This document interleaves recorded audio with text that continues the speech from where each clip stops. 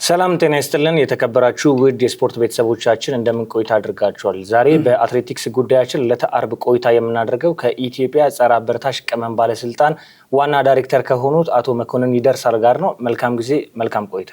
ሰላም ጤና ይስጥልን እንዴት ኖት? ሰላም ደህና አለው እግዚአብሔር ይመስገን። የዶፒንግ ጉዳይ የበለጠ እየተስፋፋ መጥቷል በኢትዮጵያ ስፖርት ውስጥ በተለይ ደግሞ አትሌቲክስ አካባቢ ላይ ሰሞኑን እናንተም የተለያየ ስልጠናዎች እየሰጣችሁ ትገኛላችሁ። አዳማ ላይ ለኢትዮጵያ ስፖርት ጋዜጠኞች ማህበር ስልጠና ሰጣችሁ ነበር። ከዛ በቀጠለ ደግሞ ከተለያዩ የስፖርት ባለድርሻ አካላት ጋርም እንዲሁ ስልጠናዎችን እየሰጣችሁ ነው። ከዛ በፊት ግን ለስፖርት ቤተሰቡ ግንዛቤ እንዲኖረው ጸረ አበረታሽ ቅመሞች ወይም ዶፒንግ በስፖርቱ ዓለም በተለይ ደግሞ አትሌቲክሱ አካባቢ የተከለከለበት ዋነኛ ምክንያት ምንድን ነው? አመሰግናለሁ ብሩኬ። እንግዲህ የአበረታሽ ቅመሞች ጉዳይ ዓለም ላይ የስፖርቱ ስጋት ከሆነ ውሎ አድረዋል።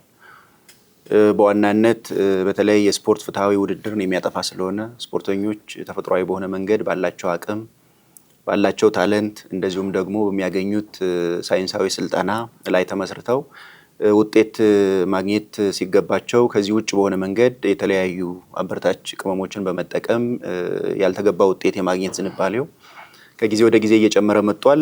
ይህ ችግር የሚከሰተው በዋናነት በአትሌቶች ብቻ አይደለም። ከአትሌቶች ጀርባ የተለያዩ አካላት አሉ። አንተም እንደምታውቀው አሰልጣኝ አለ፣ ማናጀር አለ፣ ሌሎቹም ድጋፍ ሰጪ ሰራተኞች አሉ።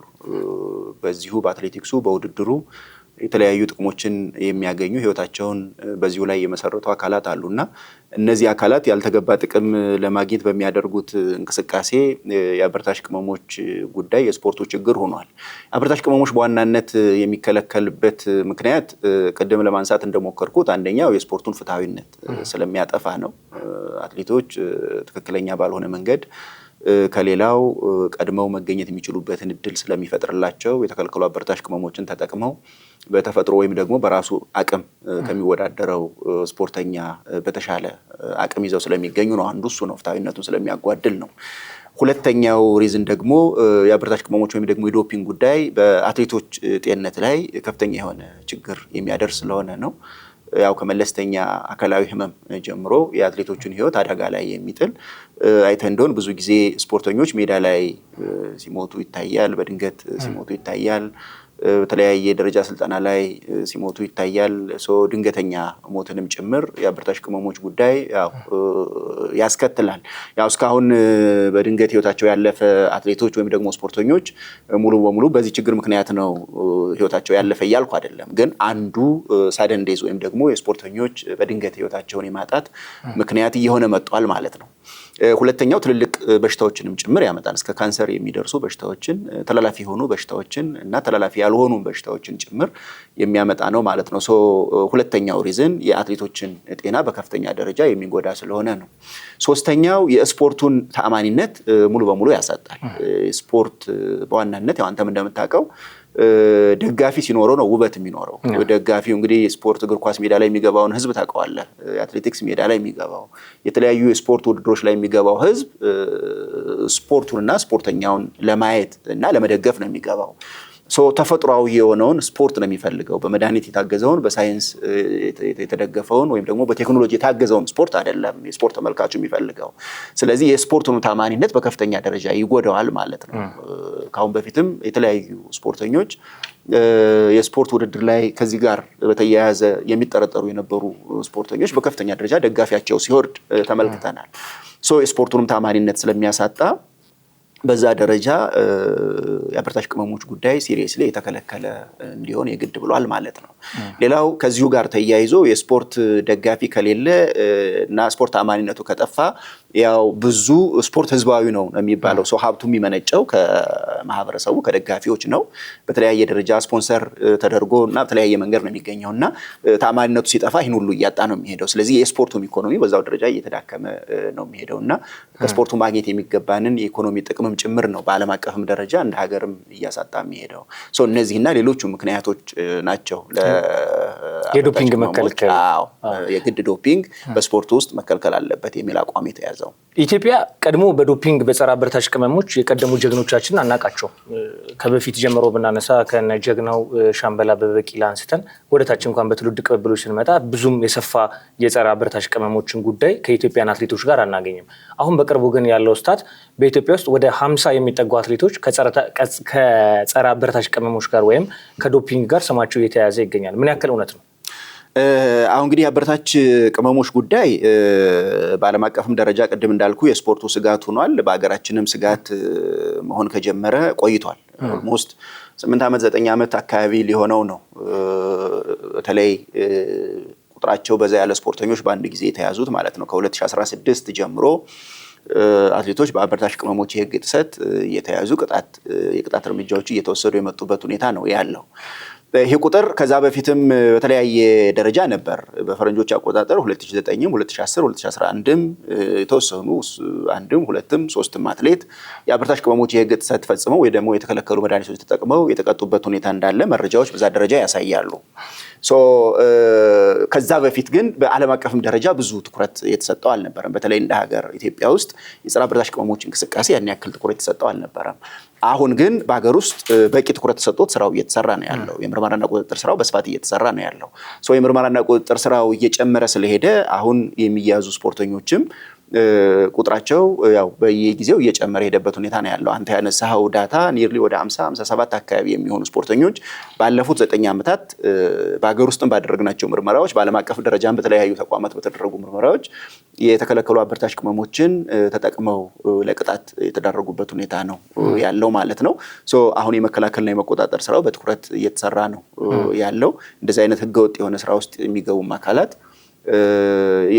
አስፈላጊ የሆነውን አስተማሪ የሆነ አስተዳደራዊ እርምጃዎችም የወንጀል ጥያቄነት ስራዎችም እየተሰሩ ያሉበት ሁኔታ ነው ያለው።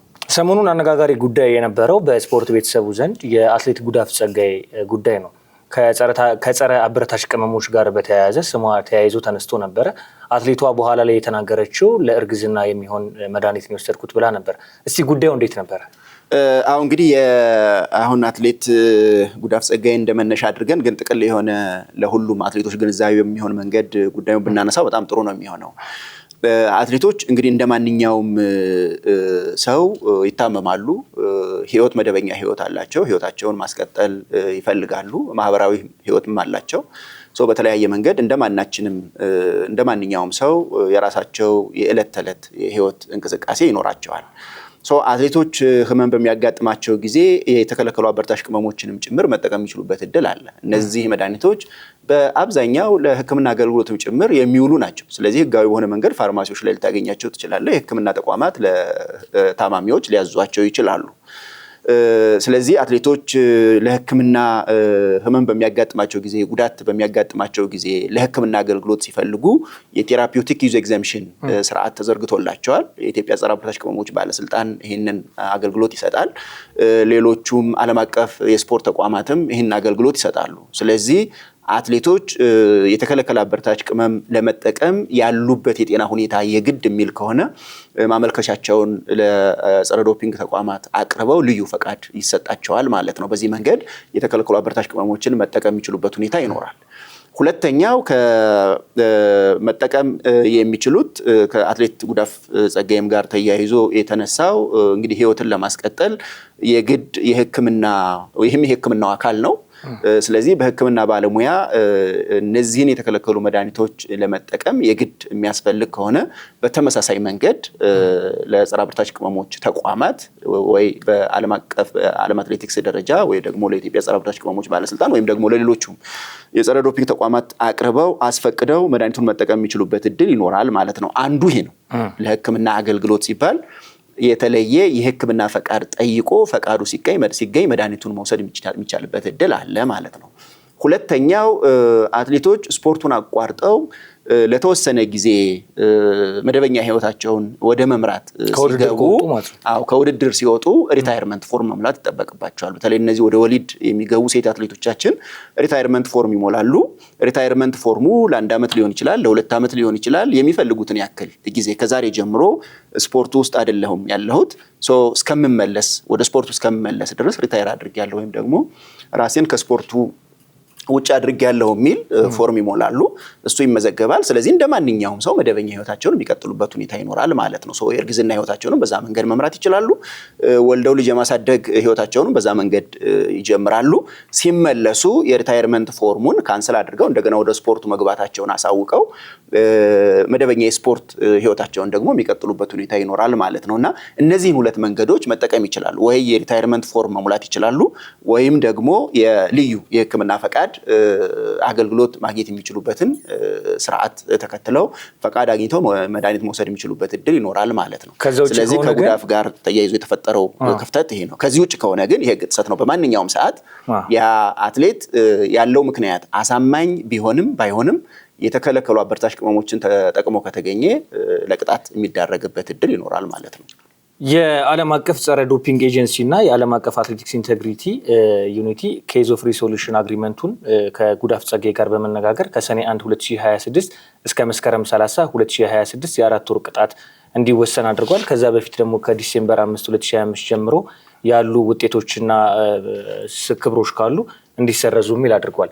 ይሄ ቅጣት በይግባኝ ይሻራል ወይስ የመጨረሻ ይግባኝ የማይጠየቅበት ነው? ይግባኝ የለውም። ይግባኝ የሚጠየቅበት አይደለም። ምክንያቱም የኬዝ ሪዞሉሽን አግሪመንት ስለሆነ በሚመለከታቸው አካላት መካከል በጋራ ስምምነት ላይ የተወሰነ ውሳኔ ስለሆነ የትኛውም አካል ይግባኝ የለውም። ከዚህ ጋር ተያይዞ ደግሞ ሌላ ማንሳት ያለብን የኢትዮጵያ ጸረ አበረታቾች ቅመም ባለስልጣን በተለያዩ ጊዜያቶች በተሰጠው ኃላፊነት አትሌቶችን ከውድድር ጊዜ ውጪ ምርመራ ማድረግ ወይንም ደግሞ የፈለገውን ናሙና ወስዶ ቼክ ማድረግ ይችላል። ከዚህ ጋር ተያይዞ በአትሌት ድርቤ ወልተጂ ለዓለም ሻምፒዮና በምትሄድበት ሰዓት ላይ ከዛ በፊት በመኖሪያ ቤቴ ምርመራ ሊደረግልኝ ሲመጣ በተኛውበት ሰዓት ነው የመጡት። ስለዚህ በዛ ምክንያት ነው እንጂ ያልሰጧቸው ለሕክምናው ፍቃድ ሳይኖረኝ ቀርቶ አይደለም ብላ ዓለም ሻምፒዮና ላይ አልተሳተፈችም። 2 ዓመትም ቅጣት ተላልፎባታል። ጉዳዩ እንዴት ነበር? አትሌቶች ከውድድር ጊዜ ውጪ በማንኛውም ሰዓት ሕክምናው ማድረግ ይጠበቅባቸዋል? እንዴት ነው ይሄ ነገር ለአትሌቶች ግልጽ ለማድረግ? እንግዲህ ይህን ጉዳይ በተደጋጋሚ በሚዲያ ስንገልጸው የቆየን ጉዳይ ስለሆነ በቂ የሆነ ማብራሪያም ስለሰጠንበት አሁን ከድርቤ ኬዝ ላይ ተነስተን ጥቅል የሆነ መረጃ ብንሰጥ ጥሩ ነው የሚሆነው። ሞር ኬዙ ላይ በቂ የሆነ ብሪፊንግ ወይም ደግሞ በቂ የሆነ መረጃ ሰጠናል ለስፖርቱ ማህበረሰብ፣ ለሚዲያ አካላትም። አትሌቶች እንግዲህ ከውድድር ጊዜ ውጭና በውድድር ጊዜ ምርመራ ማድረግ ይጠበቅባቸዋል። ይሄ የሚታወቅ ነው። ከውድድር ጊዜ ውጭ ምርመራ የሚያደርጉት በማንኛውም ሰዓት በየትኛውም ቦታ ነው ምርመራ ማድረግ የሚጠበቅባቸው። አትሌቶች መዝናኛ ቦታ ሊሆኑ ይችላሉ፣ ስልጠናቸውን እየተከታተሉ ሊሆን ይችላል፣ ቤታቸው እረፍት ላይ ሊሆኑ ይችላሉ። በየትኛውም ሰዓት ለምርመራ ራሳቸውን ዝግጁ ያደርጋሉ። ስለዚህ የምርመራ ሙያተኞች ጠዋት ሊሄዱ ይችላሉ፣ ማታ ሊሄዱ ይችላሉ፣ ቀን ሊሄዱ ይችላሉ። ኢቭን አስፈላጊ ነው ተብሎ ከታመነ እና በዛ ሰዓት ምርመራውን ማድረግ ውጤታማ ያደርጋል ተብሎ ከታመነ ሌሊትም ሊሄዱ ይችላሉ። በማንኛውም ሰዓት ስፖርተኛ ራሱን ለምርመራ ዝግጁ ያደርጋል ማለት ነው። ስለዚህ የተገኘበት ቦታ ላይ ምርመራ ይሰራለታል። ቦታ የማይመርጥም፣ ጊዜ የማይመርጥም 24 ሰዓቱን ሸንሽነው ለጸረ አበረታች ቅመሞች ተቋማት ወይም ደግሞ ለኢትዮጵያ ጸረ አበረታች ቅመሞች ባለስልጣንና ሌሎች ተቋማትም ያሳውቃሉ ያሉበትን ሰዓት። ለምሳሌ በዚህ ሰዓት ሚስተር ኤክስ የሚባለው አትሌት የት እንደሆነ የጸረ ዶፒንግ ተቋማት ያውቃሉ። ስለዚህ በዚህ ሰዓት የት እንደሆነ የምናውቀው አትሌቱን በዚህ ሰዓት ምርመራ ማድረግ ከፈለግን ምርመራ ለማድረግ ነው። ከ2 ሰዓት በኋላ ደግሞ የት ሊሆን እንደሚችል እናውቃለን። ስለዚህ በዛ ሰዓትም እንደዚሁ ምርመራ ለማድረግ ነው። በ24 ሰዓት ውስጥ የጸረ ዶፒንግ ተቋማት ውጤታማ ያደርገናል ብለው የሚያስቡትንና የመረጡትን ሰዓት ወስደው ምርመራው ሊያደርጉ የሚችሉበት እድል ይኖራል። በዚህ ሰዓት ውስጥ ስፖርተኛውን አግኝተው ባለሙያዎች ለምርመራ ጠይቀውት የተለያዩ ምክንያቶችን ፈጥሮ ለምርመራ ራሱን ዝግጁ ሳያደርግ ከቀረ ወይም ደግሞ እምቢ ካለ አትሌቱ ለቅጣት የሚዳረግበት እድል ይኖራል ማለት ነው። እዚህ ውስጥ ምናልባት ኮንፊውዥን እየፈጠረ ያለው የ1 hour ታይም ስሎት የሚሞሉት አለ። እቺ የ1 ሰዓት በ24 ሰዓት ውስጥ አንዷ ሰዓት ግን ተለይታ ለአንታይ ዶፒንግ ተብላ የምትሞላ ሰዓት አለች። ይቺ ሰዓት ማለት አትሌቱ በዛ ሰዓት የሞላበት ቦታ ላይ ብቻ የሚገኝባት ነች። እሷ ሰዓት ላይ ምርመራ የሚደረግበት ሁኔታ ይኖራል። ግን በዚህ ሰዓት ብቻ ሳይሆን 24ቱም ሰዓት ውስጥ የጸረ ዶፒንግ ተቋማት ውጤታማ ያረገናል ብለው የሚያስቡት ሰዓት ላይ ምርመራ የሚያደርጉበት ሁኔታ ይኖራል። በዚህ መንገድ ምርመራዎች ሲደረጉ ፈቃደኛ ሳይሆኑ ከቀሩ አትሌቶች የሚያቀርቡት ምክንያት ምንም ሊሆን ይችላል። አሳማኝ ምክንያት ሊያቀርቡ ይችላሉ። ያ ምክንያት አሳማኝ ሳይሆን ቀርቶ ምርመራው በተለያየ መንገድ ፌል ካደረገ አትሌቶች ተጠያቂ የሚሆኑበት እድል ይኖራል ማለት ነው። በዚህ መንገድ አትሌት ድርቤ ብቻ ሳትሆን ሌሎችም አትሌቶች ተጠያቂ ሆነዋል። ያው እንግዲህ እሷ በዓለም አቀፍ መድረክ የተሻለ ውጤት ስላላት የተሻለ ፖፑላርም ስለሆነች ወይም ደግሞ በህብረተሰቡ ዘንድ ታዋቂነቱም ስላለ እሷ ጎልቶ ወጣ እንጂ ኢቭን ከሷ ጋር የ3 የ4 አትሌቶች ኬዝ ማኔጅ እያደረግን ነው የነበረው። የሷ ኬዝ በተፈጠረበት ሰዓት አብሮ እየታየ የነበረ ኬዝ ማለት ነው። ስለዚህ ስፖርተኞቻችን እንዲረዱ የምንፈልገው ማሳወቅ የምንፈልገው የጸረ አበረታች ቅመሞች ተቋማት ወይም ደግሞ የጸረ ዶፒንግ ተቋማት የአትሌቶች ቤት የአትሌቶች ማሰልጠኛ ቦታ የትኛውን ቦታ አትሌቱ ይገኝበታል ተብሎ የተሞላው ቦታ ላይ ለምርመራ ሊሄዱ ይችላሉ። ካገኙት ለምርመራ አትሌቱን ይጠይቃሉ። እምቢ ማለት አይቻልም ማለት ነው።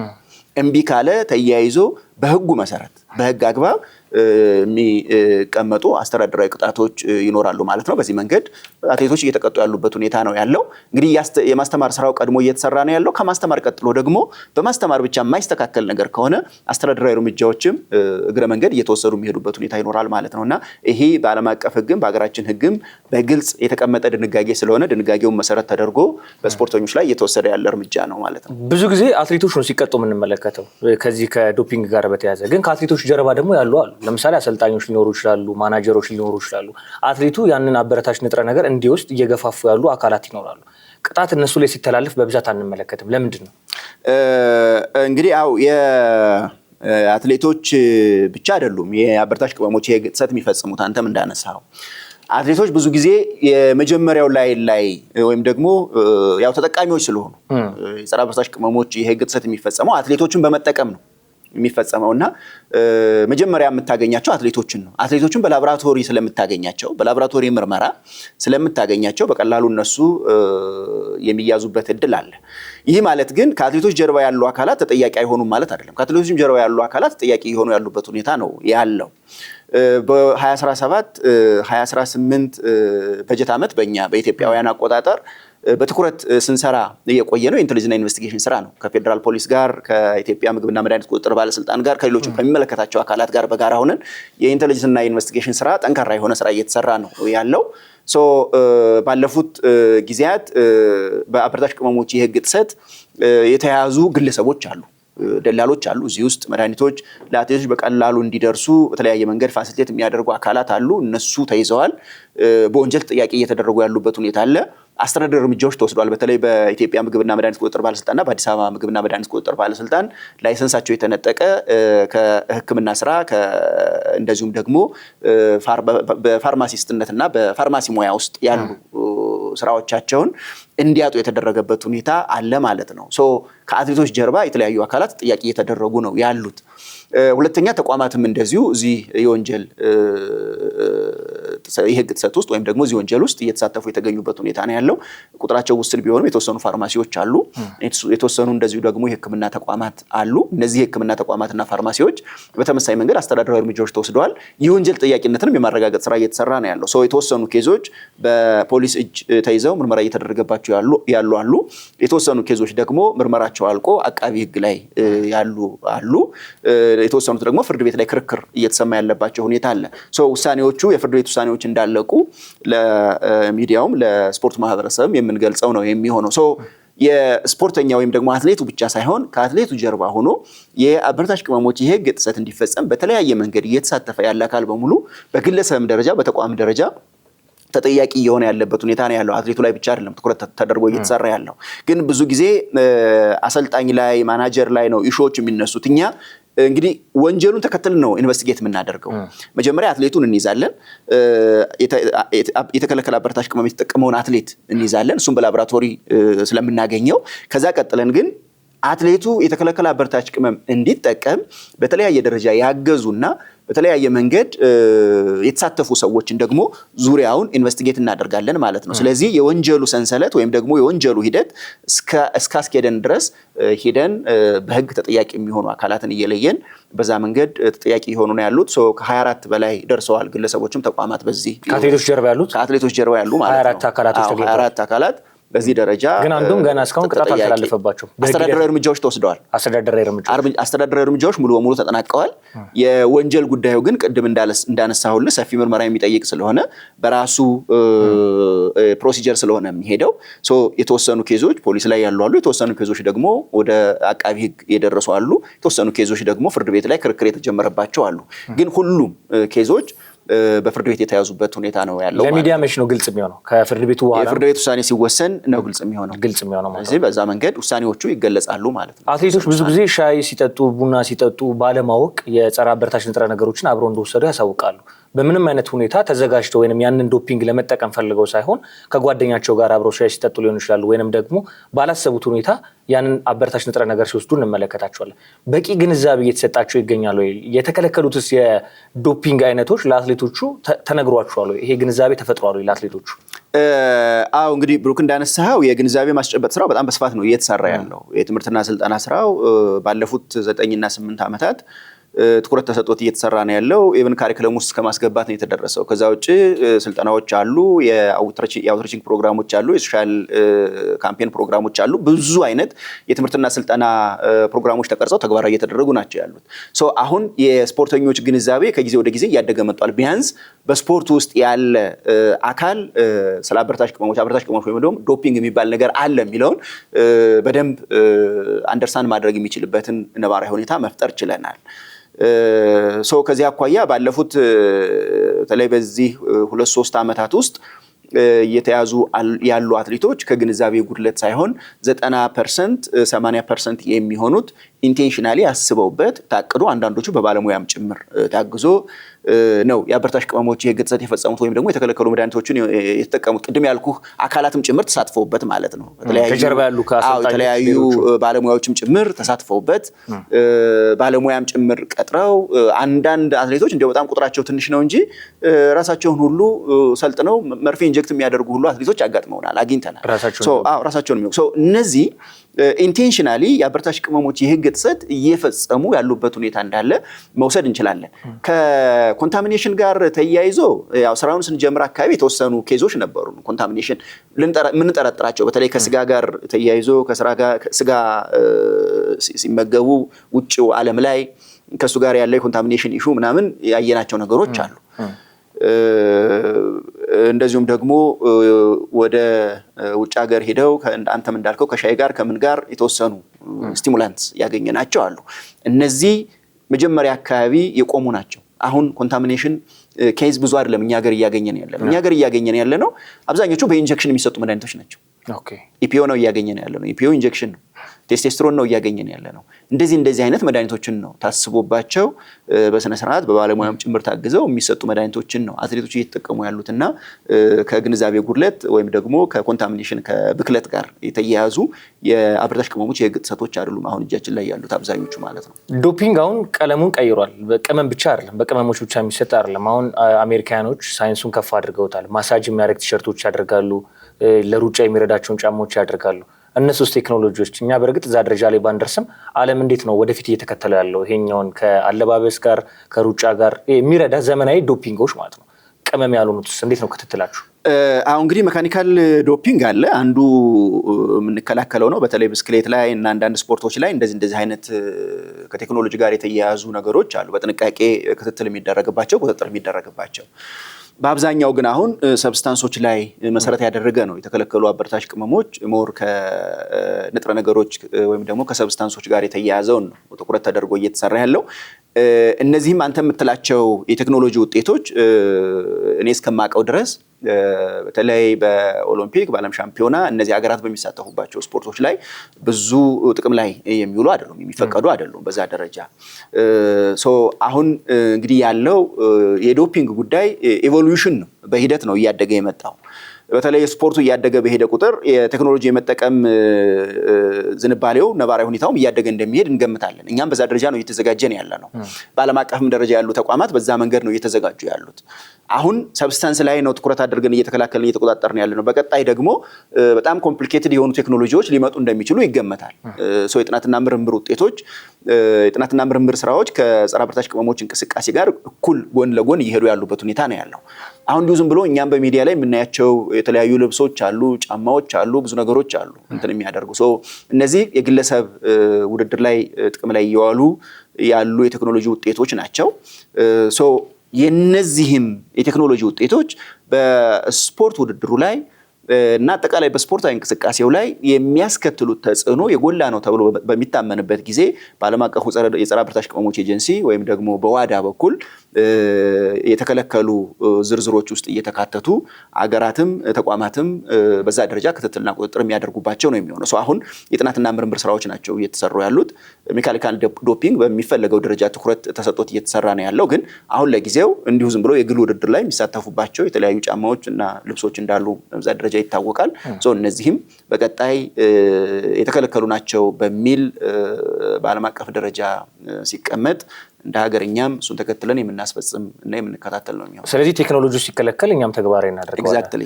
አሜሪካኖች ዶፒንግን የፈቀዱ ውድድር እያደረጉ ይገኛሉ፣ እያለማመዱ ይገኛሉ። ጸረ አበረታች እዚህ በዓለም እየተከለከለ ነው በኢንተርናሽናል ውድድሮች። እነሱ ደግሞ ጸረ አበረታች ንጥረ ነገርን ደግሞ ወስደው አሸናፊ ውድድሮችን እያዘጋጁ ይገኛሉ። ይሄ ሌላ ችግር አይፈጥርም? እንግዲህ አንድ ውድድር ተዘጋጅተዋል። በዚህ ደረጃ ሁሉም የተከለከሉ አበረታች ቅመሞችን የትኛውንም ቴክኖሎጂ ተጠቅሞ ውድድሩን መሳተፍ ይቻላል በሚል መርህ የተዘጋጀ ውድድር አለ። ኢቨን የተቀጡ አትሌቶችም ጭምር እዛ ውድድር ውስጥ ተሳትፈዋል። ይሄ ውድድር በዓለም አቀፍ ደረጃ ተቀባይነት ያለው አይደለም። የተወሰኑ አካላት አሜሪካን ሀገር ውስጥ ያዘጋጁት ውድድር ነው። የተወሰኑ ግለሰቦች ተሳትፈውበታል፣ የተወሰኑ ተቋማትም እዛ ውስጥ ተሳትፈውበታል። ግን በአጠቃላይ በስፖርት ተቋማት መዋቅር ውስጥ ያለ ውድድር አይደለም። ብዙዎቹ ሀገራት እውቅና የሰጡት ውድድር አይደለም።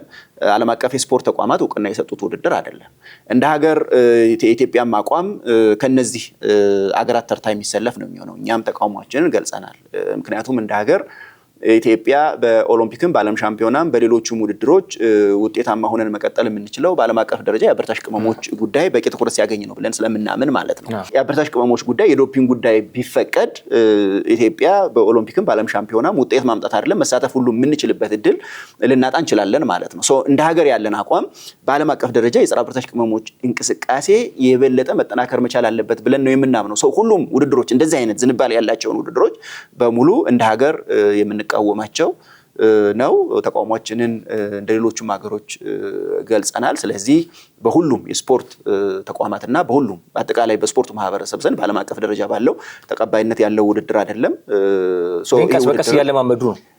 እንግዲህ ያው እንደዚህ አይነት ነገሮች ሊኖሩ ይችላሉ። የማለማመድ እና በሂደት ደግሞ ወደዛ የመሄድ አይነት ዝንባሌዎች፣ ክርክሮችም አሉ። በባለሙያዎች ደረጃ የሚደረጉ ክርክሮች አሉ። ባለሙያዎች ይፈቀድ እና ዝም ብሎ ሁሉም ሰው የሚፈልገውን ነገር እየተጠቀመ ይሄድ ምናምን የሚል ነገር አለ።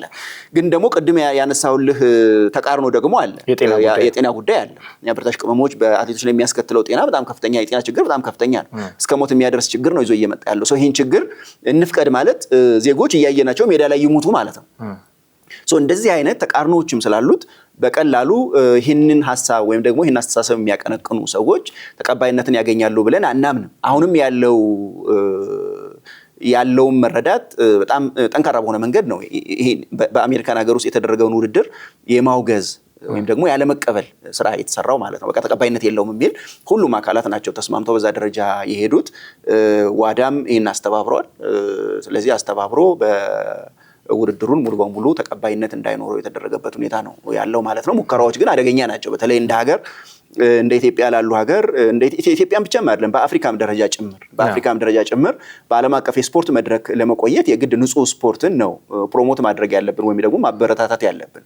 እሱ ነው እንደሚጠቅመን በብዙ ምክንያት እሱ ነው የሚጠቅመን እና እኛ ኢትዮጵያ ውስጥም ያለውን እንቅስቃሴ በጣም ሲሪየስሊ የምንይዘው ለዛ ነው። ኢትዮጵያ ውስጥ ጠንካራ የሆነ የጸረ አበረታች ቅመሞች እንቅስቃሴ ታደርጋለህ። ኢትዮጵያ ውስጥ ያለውን ህገወጥ ትቀጣለህ፣ ህገወጥ የሆኑ እንቅስቃሴዎችን ትከላከላለህ። እንዚህን በዓለም አቀፍ ደረጃ ደግሞ ይሄ ነገር ትኩረት ተሰጥቶት የመከላከልና የመቆጣጠር ስራ ሊሰራ ይገባል የሚለውን አቋምህን ደግሞ ግልጽ በሆነ መንገድ ታቀርባለህ ማለት ነው። በዛ መንገድ ግፊት ታደርጋለህ። ያለበለዚያ ኢትዮጵያ ውስጥ ያለውን ወንጀለኛ ኢትዮጵያ ውስጥ ያለውን የጸረ አበረታች ቅመሞች እንቅስቃሴ በተዳከመ ቁጥር አንተም በዓለም አቀፍ ደረጃ የሚኖርህ ኢንፍሉዌንስ ወይም ደግሞ የምትፈጥረው ጫና እየቀነሰ ነው የሚሄደው። መጀመሪያ ከቤትህ ትጀምራለህ።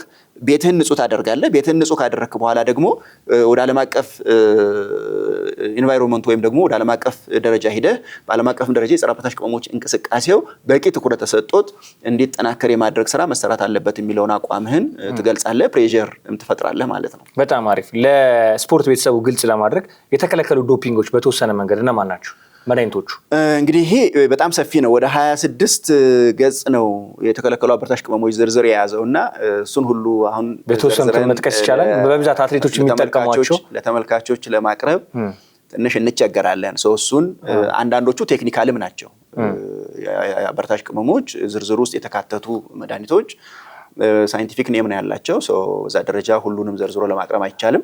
በብዛት ግን አትሌቶች የሚጠቀሟቸው የተለመዱ በእኛ ሀገር ነባራዊ ሁኔታ ለረጅም ርቀት ሩጫ የተከለከሉ አሉ። አትሌቶች በውድድር ጊዜም ከውድድር ጊዜ ውጭም እንዳይጠቀሙባቸው የተከለከሉ አሉ። ኦል ታይምስ ፕሮሂቢትድ የሆኑ መድኃኒቶች አሉ። አትሌቶች በውድድር ጊዜ ብቻ ደግሞ የማይጠቀሙባቸው የተከለከሉ አሉ። ስለዚህ አትሌቶች ከውድድር ጊዜ ሊጠቀሙባቸው የሚችሉ ግን ውድድር ላይ ሲመጡ በውድድር ወቅት ብቻ የሚከለከሉ መድኃኒቶች አሉ። እነዚህ መድኃኒቶች የተለያየ ዝርያ ያላቸው ናቸው። የተወሰኑት ስቲሙላንትስ ናቸው። ስቲሙሌት የሚያደርጉ በተለያየ መንገድ አትሌቶቹን የሚያነቃቁ እና ድፍረት እና ወኔ የሚሰጡ መድኃኒቶች አሉ። የተወሰኑት ደግሞ የኢንዱራንስ ለረጅም ጊዜ ስፖርተኞች ሳይቸገሩ እንዲሮጡ የሚያደርጉና ኢንዱራንስ የሚፈጥሩ አትሌቶች አሉ። መድኃኒቶች አሉ። የተወሰኑት ደግሞ ስትሬንግዝ ያላቸው ጥንካሬ የሚሰጡ በተለይ እነዚህ ለአጫጭር ርቀት ሯጮች የሚጠቀሟቸው ክብደት ማንሳት ላይ ያሉ ልጆች የሚጠቀሟቸው እንደዚህ ለጥንካሬ ተብለው የሚጠቀሟቸው የተወሰኑ የተከለከሉ መድኃኒቶች አሉ። የተወሰኑት ደግሞ የክብደት ለመቀነስ ተብሎ በተለያየ መንገድ አትሌቶች የሚወስዷቸውና ፈሳሽ ከሰውነታቸው በቀላሉ እንዲወገድ የሚያደርጉ እንደዚሁ የተከለከሉ አበረታች ቅመሞች ወይም ደግሞ መድኃኒቶች አሉ። ሌሎቹ ማስኪንግ ኤጀንትስ አሉ።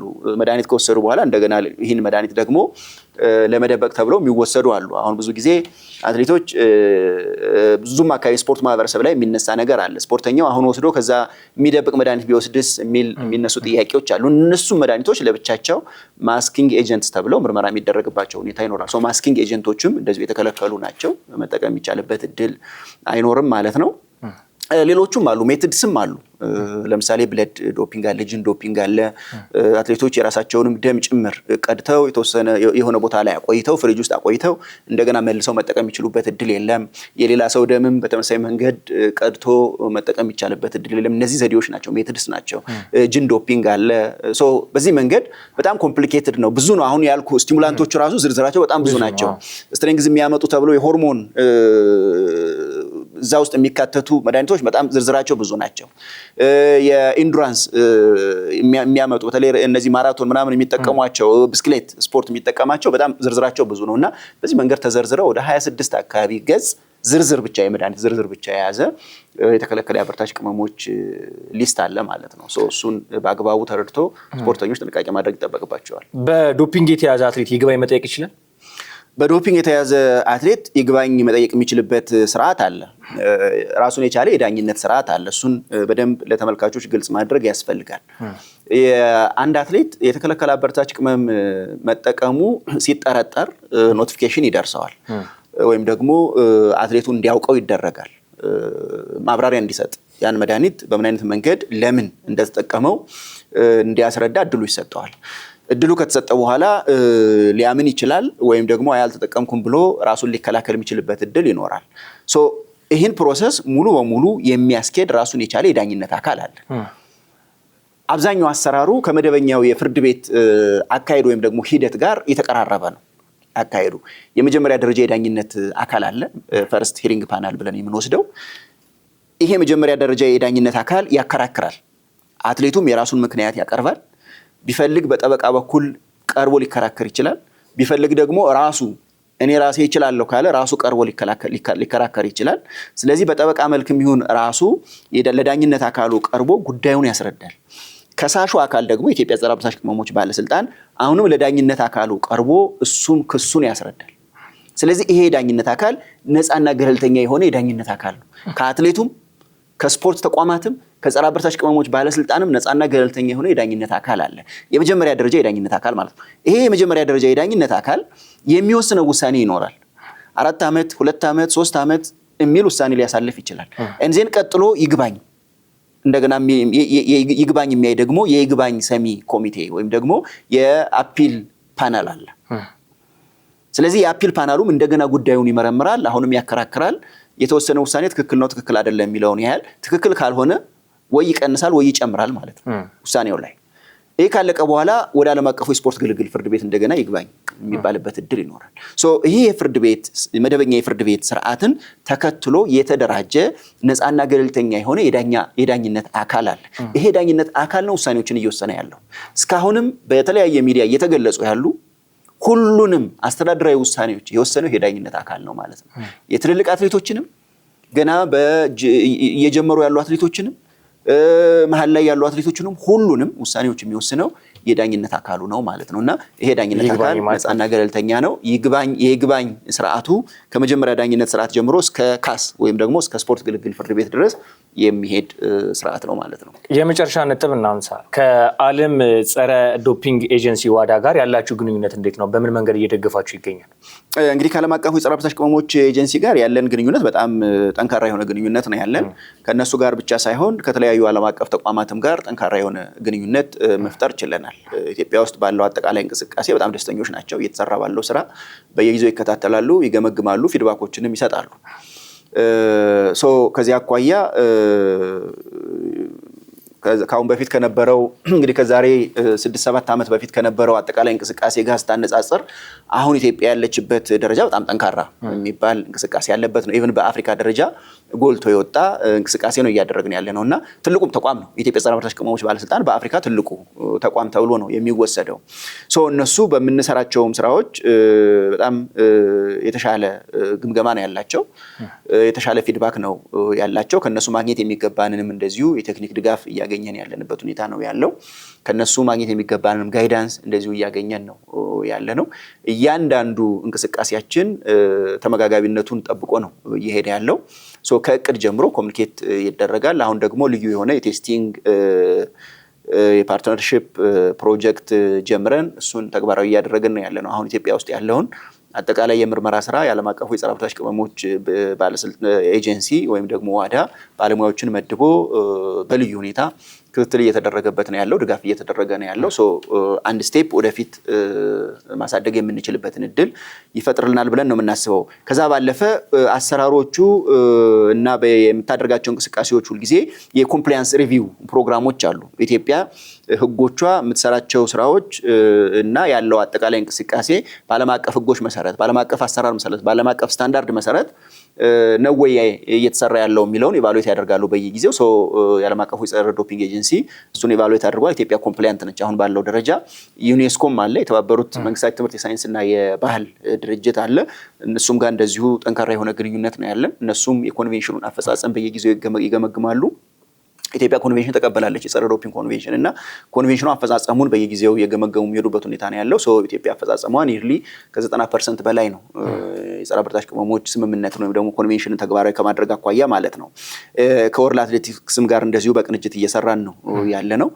ከሁሉም ዓለም አቀፍ የስፖርት ተቋማትና የጸረ ዶፒንግ ተቋማት ጋር ያለን ግንኙነት በጣም መልካም የሚባል በመደጋገፍ ላይ የተመሰረተ እና ትረስትም ጭምር ቢውልድ ማድረግ የቻልንበት ኢትዮጵያ ውስጥ ያለውን እንቅስቃሴ ኦልሬዲ ትልቅ እምነት ማሳደር የቻሉበትና የኛንም ሀገር ልምድ ሌሎችም ጭምር ማካፈል የቻልንበትን ነባራዊ ሁኔታ መፍጠር ተችሏል ማለት ነውና በ2027ም የትልቅ ኮንፈረንስ ኢትዮጵያ ታስተናግዳለች። ዋዳ እድል ሰጥቷል። ይሄ የኤጁኬሽን ኮንፈረንስ ነው። ኒርሊ ከ400 እስከ 500 ሰው አካባቢ ይሳተፍበታል ተብሎ የሚታሰብ ከሁሉም ዓለም የተወጣጣ ማለት ነውና ይህንንም ትልቅ እድል አግኝተናል። ይሄ ዝም ብሎ በቀላሉ የሚመጣ አይደለም። ባለህ አቺቭመንት ባለህ እንቅስቃሴ ልክ የሚመጣ ነውና ኢትዮጵያ ውስጥ ያለው የጸረ አበረታች ቅመሞች እንቅስቃሴ በዓለም አቀፍ ደረጃ ያለው ምልከታና ያለው እይታ በጣም ጥሩ የሚባል ደረጃ ላይ ነው ብለን መውሰድ እንችላለን። በጣም አሪፍ። ከዓለም አቀፍ መድረኮች ጋር እንደዚህ አይነት ጥብቅ ግንኙነት መኖሩ ለአትሌቶችም ለድርጅቱም የሚሰጠው ጥቅም ይኖራል። የመጨረሻ ሀሳብ ማንሳት ካለቦት እድል ልስጦት፣ ለአትሌቶች፣ ለአሰልጣኞች፣ ለስፖርት ባለሙያዎች በሙሉ ማስተላለፍ የሚፈልጉት ሀሳብ። አሁን እንግዲህ ማስተላለፍ የምንፈልገው ሀሳብ ስፖርተኞች ከአበረታች ቅመሞች ጋር በተያያዘ ራሳቸውን መጠበቅ መቻል ይኖርባቸዋል። መዘናጋቱ ከአሁን በፊት የነበረው ነባራዊ ሁኔታ አሁን ተቀይሯል። አሁን ዓለም ላይ የትም ቦታ ላይ ስፖርተኛ እንዲሁ ዝም ብሎ ውድድር ላይ መሳተፍ አይችልም። ጠንካራ የሆነ የጸረ አበረታች ቅመሞች ቁጥጥር እና ክትትል የሚደረግበት ሁኔታ ነው ያለው። አውሮፓም ተሳተፍ፣ አሜሪካ መሄድ፣ አፍሪካ መሄድ፣ የትኛውም ቦታ ላይ አሁን የምርመራና ቁጥጥር ስራው በጣም የተጠናከረ ነው። ስለዚህ ስፖርተኞች ጥንቃቄ ማድረግ ይኖርባቸዋል። ራሳቸውን ንጹህ በሆነ መንገድ ተወዳድሮ ለማሸነፍ በዛ ደረጃ ትኩረት ሰጠው እንዲሰሩ ጥሪ ማስተላለፍ እንፈልጋለን። መዘናጋት አያስፈልግም። ሌሎችን ምክንያቶች መፍጠርም አያስፈልግም። እያንዳንዱ ስፖርተኛ ወደ ሰውነቱ ለሚገባ ማንኛውም ነገር ኃላፊነቱን የሚወስደው እሱ ነው። ስለዚህ ይህን ተረድተው ወደ ሰውነታቸው የሚገባን ማንኛውንም ነገር ጥንቃቄ አድርገው እንዲጠቀሙ ጥሪ ማስተላለፍ እንፈልጋለን። የአመለካከት የባህሪ ለውጥ መምጣት መቻል አለበት እዚህ ሀገር ላይ። ወደ ችግሩ ከገባህ በኋላ የሚወሰዱ እርምጃዎች በጣም ጥብቅ ናቸው፣ በጣም ጠንካራ ናቸው። ስለዚህ የሚወሰዱ እርምጃዎች ከሙያቸው ከሚወዱት ስፖርት የሚያወጧቸው ስለሆነ ስፖርተኞች ጥንቃቄ እንዲያደርጉ ጥሪ ማስተላለፍ እንፈልጋለን። የስፖርት ሙያተኛው፣ የስፖርቱ አመራር፣ ባለድርሻ አካላት ሁሉም የበኩላቸውን ድርሻ መወጣት አለባቸው። ይሄ ስፖርት በተወሰኑ አካላት ብቻ የሚጠበቅ አይደለም። አሰልጣኙም የሚኖረው ስፖርቱ ሲኖር ነው፣ ስፖርተኛው ሲኖር ነው። ሌሎችም ተቋማት የሚኖሩት ስፖርተኛውና ስፖርቱ ሲኖሩ ነው እና በዛ ደረጃ ለጸረ አበረታች ቅመሞች እንቅስቃሴ በቂ ትኩረት ሰጠው የመከላከልና የመቆጣጠር ስራው ላይ የድርሻቸውን እንዲወጡ ጥሪ ማስተላለፍ እንፈልጋለን። አመሰግናለሁ። እጅግ በጣም አመሰግናለሁ። የኢትዮጵያ ጸረ አበረታቾች ቅመም ባለስልጣን ዋና ዳይሬክተር አቶ መኮንን ይደርሳል ከቻናል ዋን ስፖርት ቆይታ ጋር የነበራቸው ፕሮግራም ይህንን ይመስላል። በቀጣይ በአትሌቲክስ ጉዳይና በእግር ኳሳዊ ጉዳይ ዕለተ ሰኞ ተመልሰን እንመጣለን። መልካም ሳምንት፣ መልካም ቆይታ።